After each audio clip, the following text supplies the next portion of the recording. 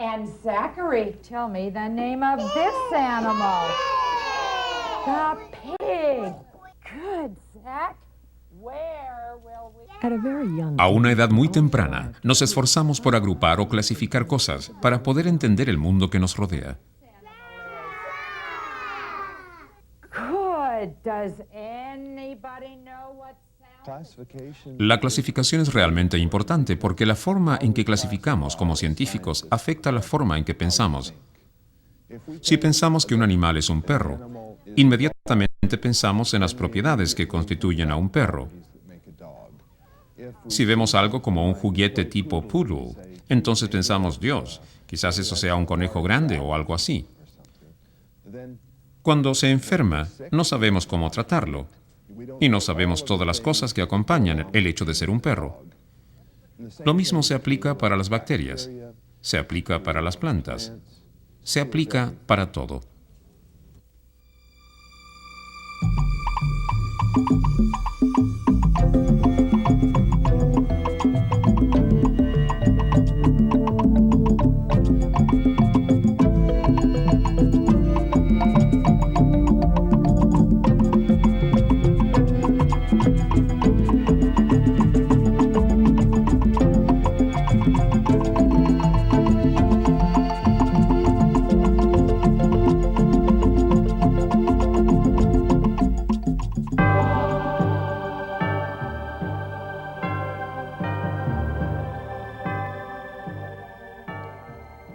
Los griegos hicieron el primer intento conocido por categorizar el mundo viviente.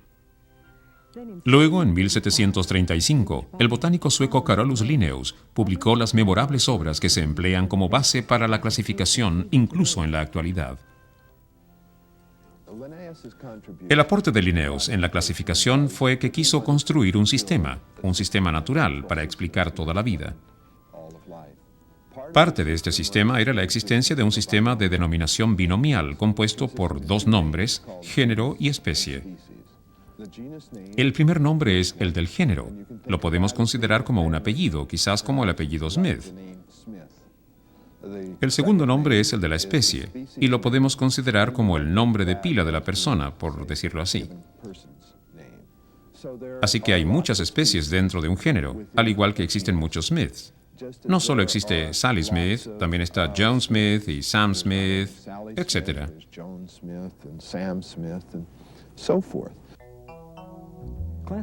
La clasificación se basa en la idea de la agrupación en unidades organizadas. Por ejemplo, supongamos que tratamos de identificar un departamento específico en algún lugar del mundo, y ese departamento representa a una especie. Se comenzaría el proceso de identificación con la unidad lógica más grande, el país, que en el mundo viviente sería análogo al reino. De modo similar, el estado sería un phylum. El condado sería la clase. La ciudad sería el orden. La calle sería la familia. El número sería el género. Y el departamento, la especie.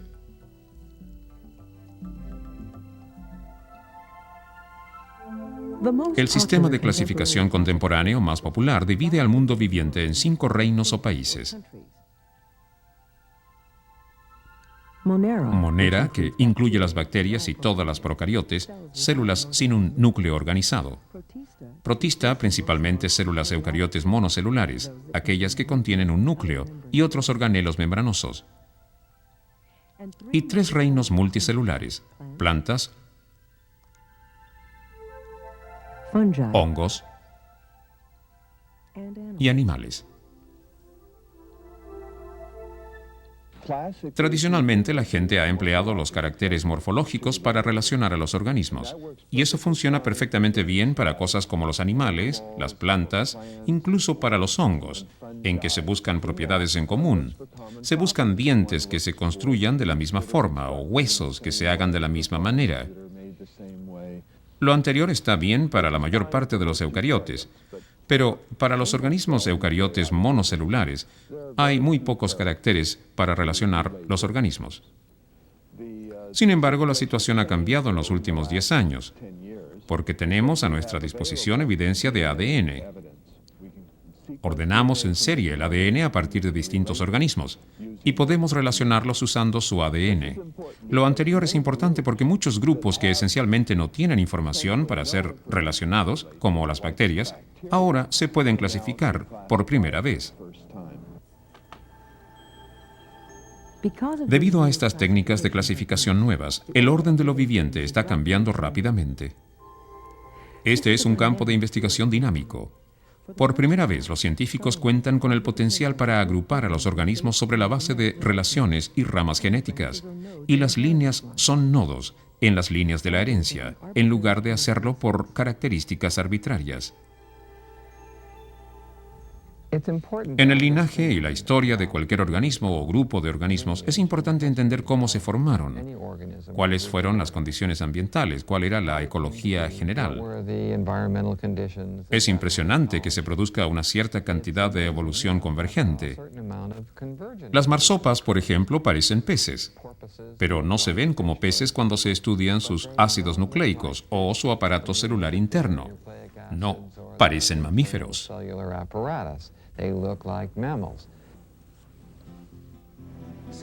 Así que las técnicas moleculares confirman algunas agrupaciones, cambiando otras, y a nivel de reinos se han producido algunas sorpresas.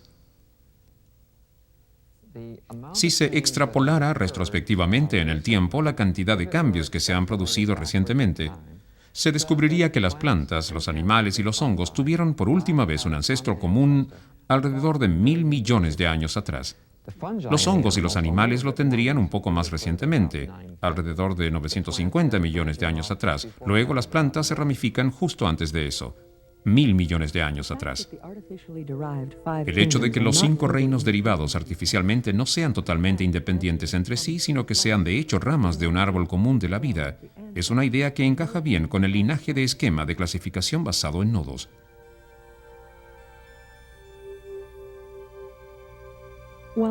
Aunque el sistema de 5 reinos nos ayuda a clasificar el mundo que nos rodea, es un sistema que probablemente tenga que cambiar con el tiempo. Pienso que lo que estamos tratando de hacer es entender como individuos de qué manera encajamos en la Tierra. Todos se interesan en la genealogía. A la gente le gusta saber quiénes son sus padres o sus abuelos o tatarabuelos. Pero en un sentido más amplio, pienso que también nos gusta saber cómo nos relacionamos con el resto de la vida. A medida que los científicos desarrollen nuevas herramientas, nuevos métodos, quizás nuevos sistemas completos para clasificar la vasta diversidad de la vida, su comprensión de nuestro mundo seguirá evolucionando. Y en este esfuerzo por determinar con mayor exactitud los orígenes de todos los organismos, probablemente el mayor cambio se verá en los lugares más pequeños.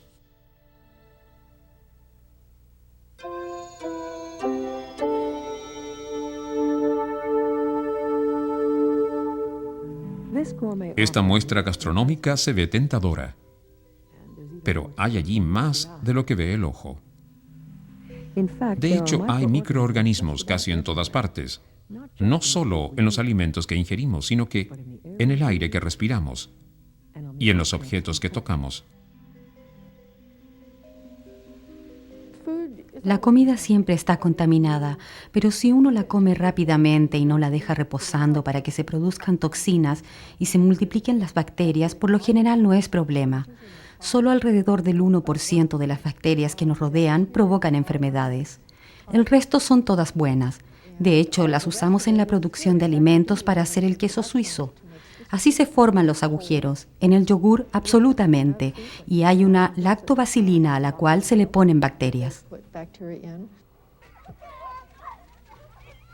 Vivimos con las bacterias a diario, en nuestros cuerpos, sobre nuestros cuerpos, en la comida que ingerimos. Hay varios miles de especies distintas, que por su número interminable desafían la capacidad de los científicos para ordenarlas y clasificarlas. Los estudios de ADN recién comienzan a ayudarnos a reorganizar estos diversos organismos. Por razones prácticas, siguen agrupadas usando los medios más tradicionales, por ejemplo, dónde habitan o lo que necesitan del entorno para sobrevivir. Con frecuencia, las autoridades de salud pública tienen que identificar bacterias específicas. Por lo general uno estudia las propiedades físicas y bioquímicas. Hay una serie de pruebas que separan las clases principales. Entonces se hacen pruebas cada vez más específicas hasta que se identifica un género o una especie específica. Las miles de especies del reino Monera son tan diversas que de hecho se agrupan en dos subreinos.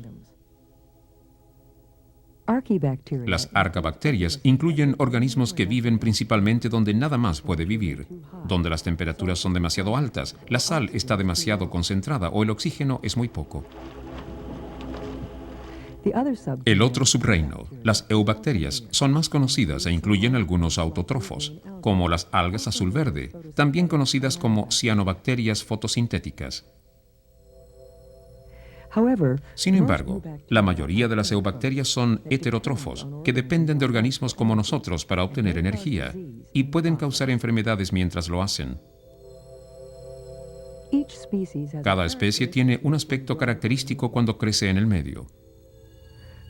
Los rasgos de la colonia, como tamaño, forma y características de borde, ayudan a la identificación. Pero con tantas especies se necesitan características más diferenciadoras para distinguirlas.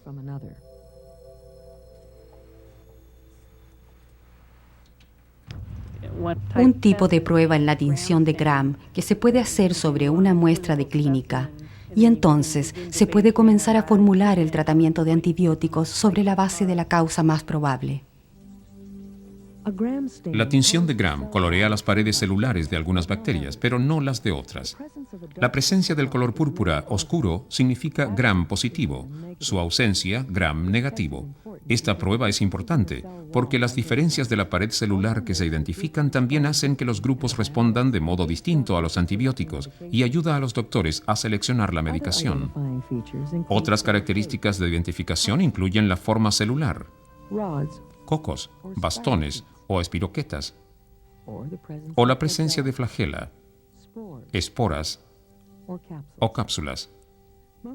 Sin embargo, más definitivas son las distintas necesidades del medio requeridas para que el organismo crezca en el cultivo. Con frecuencia esta es la única forma de identificar la salmonela, una bacteria con el potencial de causar enfermedades. Por lo general, desde una perspectiva de salud pública, no solo es importante saber qué enfermedad padece una persona, sino que por qué y cómo la adquirió. La respuesta a estas preguntas hace posible ir más allá del simple tratamiento de la enfermedad. Hace posible evitar que otras personas se contagien. No puedo enfatizar lo suficiente lo importante que es mantener las manos limpias. Lo otro que me parece crítico, además de lavarse las manos, es el control de temperatura, mantener los alimentos realmente fríos o calientes. La temperatura es crítica porque la mayoría de las bacterias que provocan enfermedades solo pueden reproducirse a temperaturas moderadas. En un proceso llamado fisión binaria, el cromosoma circular simple de la bacteria se duplica. Cada copia resultante se junta con la membrana celular. A medida que crece la célula, agregando componentes de membrana y pared entre los dos puntos de unión, los cromosomas se separan y finalmente forman dos células.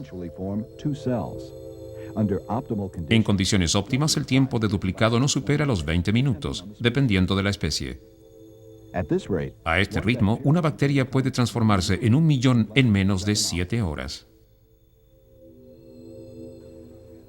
En general me preguntan, ¿no le da miedo comer afuera? No, no me da miedo. No se puede crear un ambiente en donde uno no vaya a estar expuesto a organismos infecciosos y uno no quiere hacerlo, porque entonces la persona sería susceptible a todo. No hay muchas cosas en la vida que estén exentas de riesgos y hacemos lo que está a nuestro alcance por minimizar estos riesgos.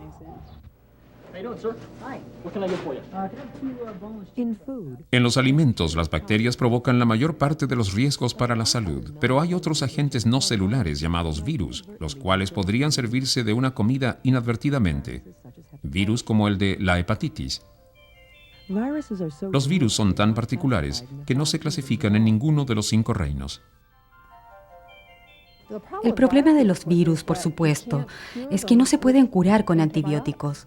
Los antibióticos funcionan con las bacterias, pero en cierto modo hay que dejar que sigan su curso.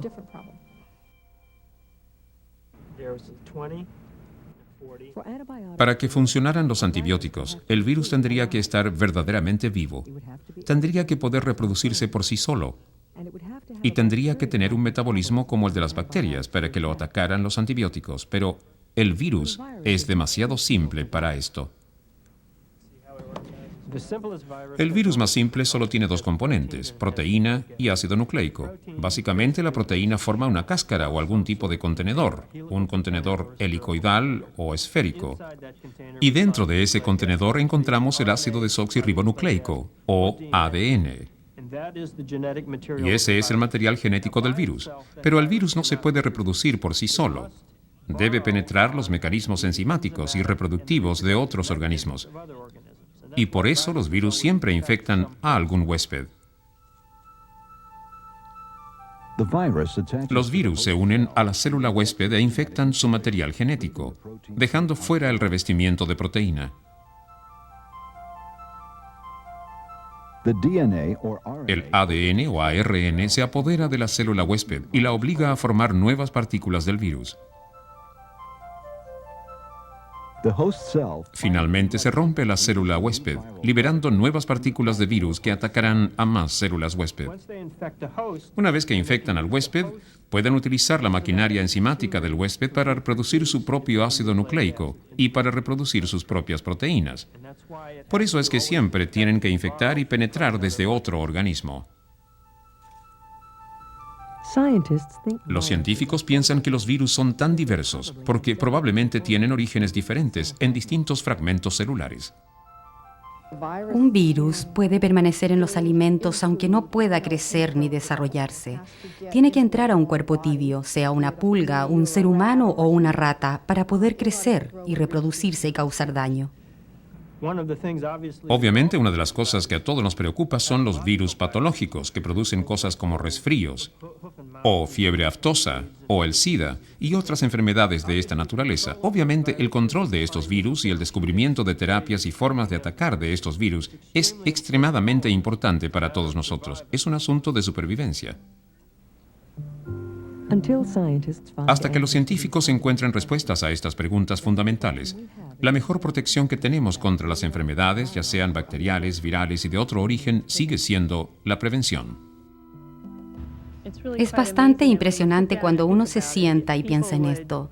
Si la gente cubriera su boca cuando tose y estornuda, si se lavara las manos después de ir al baño y antes de preparar los alimentos, podríamos eliminar gran parte de la transmisión de muchas enfermedades infecciosas. Ese es un mensaje que no entusiasma a la gente, y es un mensaje que aparentemente nunca transmitimos con éxito completo.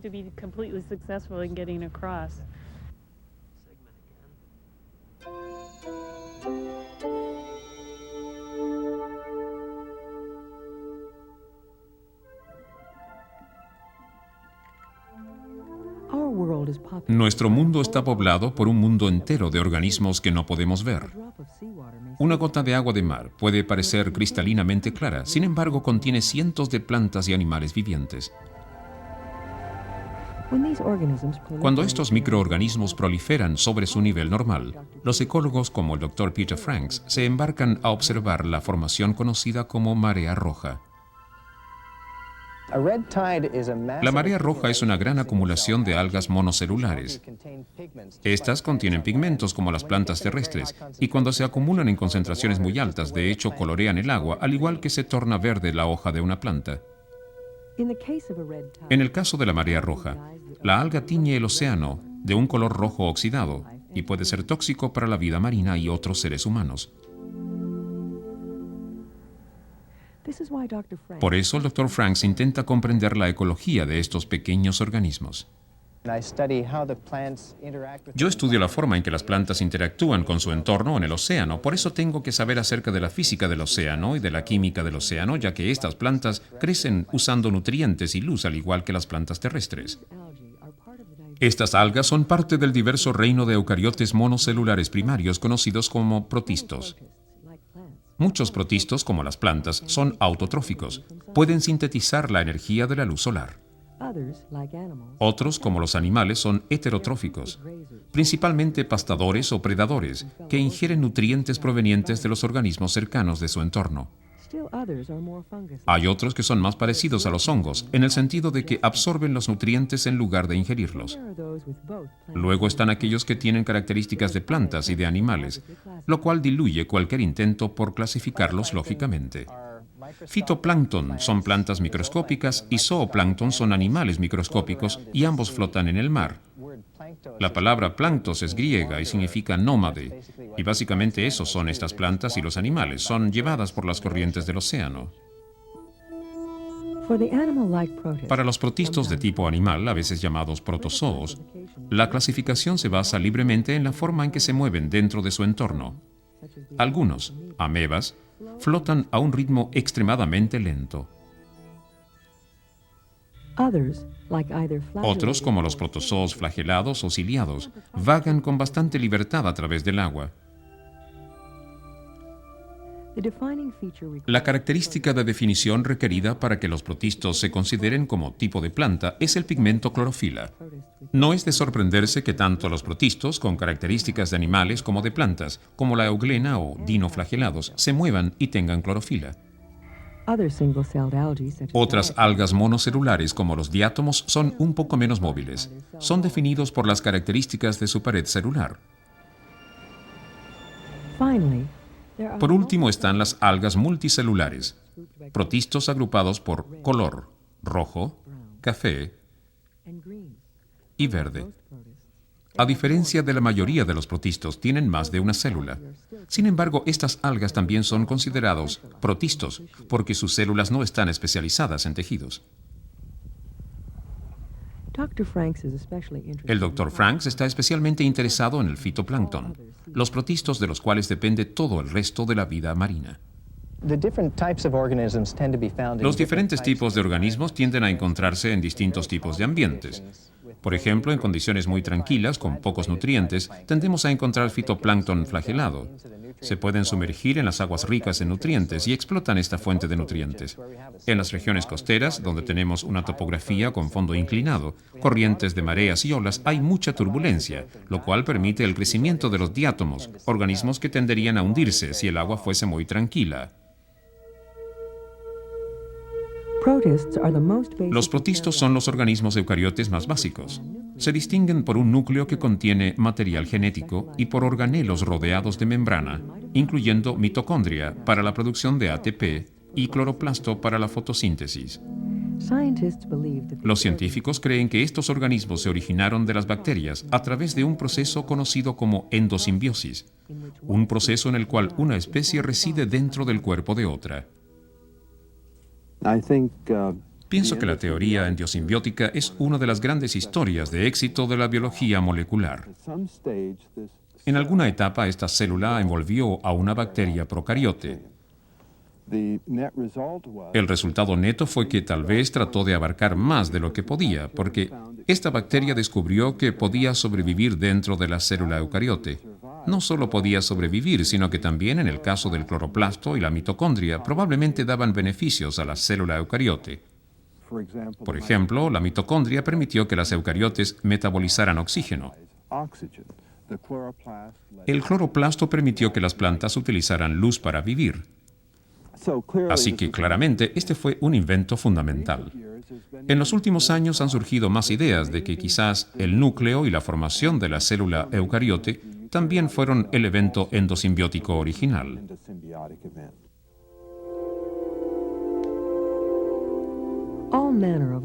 Todas las formas de organismos han evolucionado a partir de la célula eucariote original. Cuando el Dr. Franks estudia una marea roja, su primera preocupación es identificar el tipo de plancton responsable. Las mareas rojas pueden ser tóxicas, y la toxicidad está dada por el organismo que las cause. En las costas de Maine, New Hampshire y Massachusetts, a partir de mayo de cada año se producen brotes de envenenamiento de mariscos paralíticos. Este envenenamiento es causado por una toxina contenida en una dinoflagelada llamada Alexandrium tamarindus. Afortunadamente, en estas costas cuentan con excelentes programas de monitoreo, de modo que es muy seguro comer este marisco. Por supuesto, la mayor parte del plancton no es nocivo. De hecho, es esencial para la vida en el mar. El fitoplancton forma la base de la cadena alimenticia del océano. Son como el pasto del océano, los campos de trigo del océano. Así que cualquier atún que a uno le encantaría comer o el jurel que uno consume, cualquier bar de sushi, depende del fitoplancton. Al recoger datos acerca de las condiciones y los patrones del crecimiento del fitoplancton, el Dr. Franks está abriendo las puertas a un nuevo espacio del conocimiento. Hay tanto que no entendemos acerca del fitoplancton que se convierte en un área abierta. La mayoría de los interrogantes ecológicos realmente interesantes que están en este planeta se refieren al océano, lo cual lo convierte en un campo de estudio muy emocionante. Aunque microscópicos, los protistanos abarcan una parte importante del árbol de la vida, la parte que conecta a las bacterias simples con los organismos multicelulares. Debido a su posición privilegiada, los protistanos pueden contener la clave para una comprensión más acabada de los organismos más complejos, como los hongos, las plantas, los animales, incluso el Homo sapiens, la especie humana.